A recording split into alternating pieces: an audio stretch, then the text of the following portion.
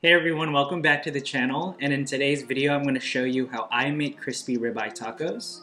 This dish is perfect to cook for special occasions. With Valentine's Day coming up, this recipe is perfect to surprise your partner with a tasty and delicious ribeye taco. So the ribeye steak is the perfect kind of cut to stay juicy throughout this process and be really succulent and delicious and very indulgent. So go ahead and surprise your special someone with this delicious recipe, and let's get to it. So the key to a delicious ribeye taco, or any steak in general, is to salt it the day before. This allows the salt to do its briny magic overnight by drying out the exterior for a better crust, and tenderizes the interior by breaking down the structure of the beef. This also allows the beef to retain its juices and absorb the brine to bring out more flavor. So grab a beautiful ribeye steak from your local butcher with lots of good marbling, and pat it dry first to remove any excess moisture on top of a sheet tray with a rack. Then grab some kosher salt and season your steak generously all over, making sure each part of the surface gets some briny love. So put that salted steak in the fridge and let the brine do its magic overnight, and you'll be so glad that you did this. 24 hours later. Next, we're gonna get started on the roasted tomato salsa. So what you're gonna wanna do now is open up your oven and move a rack to the tip top, and then set your broiler on high. Get yourself a large mixing bowl and throw in about 30 mini heirloom or cherry tomatoes, and throw in a whole jalapeno as well. Add some neutral oil and toss to coat with some salt. Line a sheet tray with aluminum foil and add your tomatoes and jalapeno on it in a single layer. Next, grab half a white onion and then cut it into chunks. Throw it in your mixing bowl, and then grab one whole Roma tomato, slice it in half, add it to your mixing bowl, and then do the same tossy toss with oil and salt to coat, and then add it to your sheet tray. Place the sheet tray on the top rack so we can let the veggies broil, and what we want is to get a nice roasty char on them, which will bring a lot of flavor to the salsa. So we'll let them broil for about 6 minutes before we check in on them. Also make sure to turn on your vent in case it gets smoky.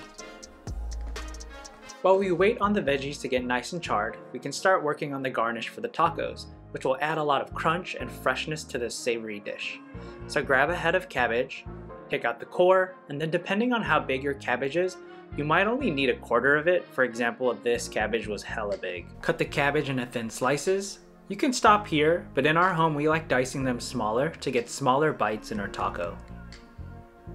Place the cabbage in a bowl and submerge them in cold water to keep them crisp and to also reduce their pungency. So let's do a quick check-in on our veggies that have been roasting, and here we can see that the onion is nice and charred, so we can remove them, and then with the other veggies, let's flip them over and then put them back under the broiler for another 6 minutes. While we wait, let's go back to the garnish, and here we can pick some cilantro leaves that will add a nice earthiness along with our cabbage. After our veggies are all nice and charred, remove your onions, mince them, and put them in your favorite blue bowl. And then grab your nice and roasty charred jalapeno, slice off the top, and give it a nice mince as well, then drop it in that beautiful blue bowl. Add in the rest of your roasted tomatoes, and a teaspoon or 3.28 grams of garlic powder, and mash them gently with a spoon until your desired chunky salsa consistency.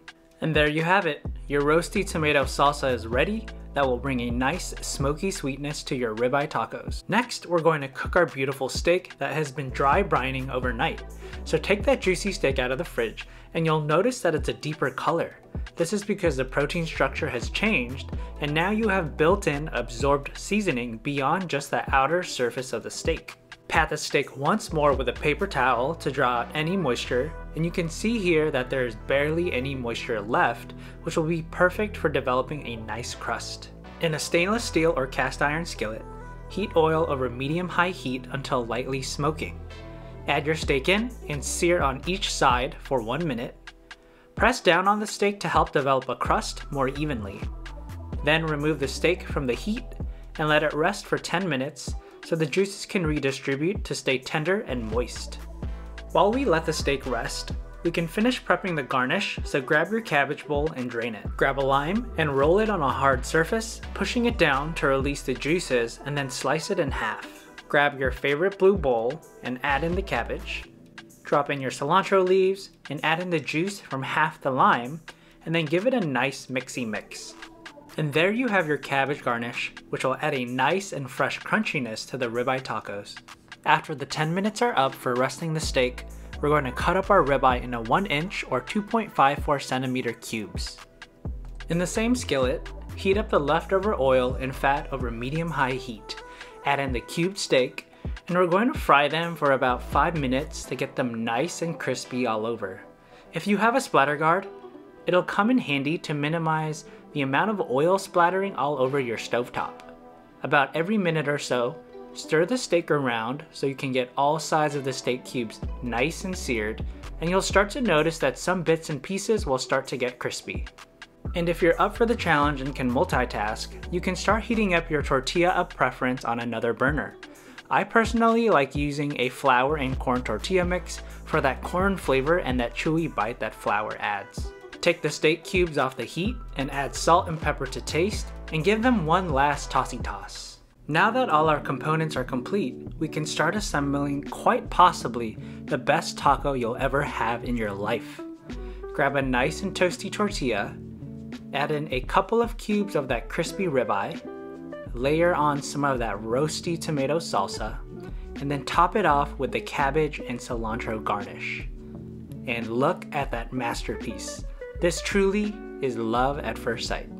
So I have the crispy ribeye taco here, and I can't wait to bite into it. It looks super delicious. And here we go.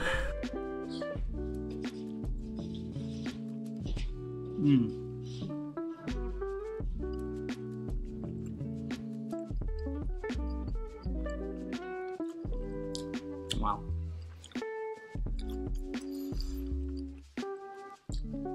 So this is literally one of the favorite things I love to eat. The ribeye is so juicy, so much flavor from the fat, and adding that extra salt and pepper really helps a lot too. I love that it stayed juicy. And then with the roasted tomato salsa right on top, adds a nice bit of sweetness, acidity, and some smokiness. And then topping it off with the garnish of the cabbage, some lime for extra acidity, and the earthiness of the cilantro makes it so delicious. And really love the flour and wheat tortilla. It has more body and structure and really holds together, and each bite just has a chunk of juicy ribeye.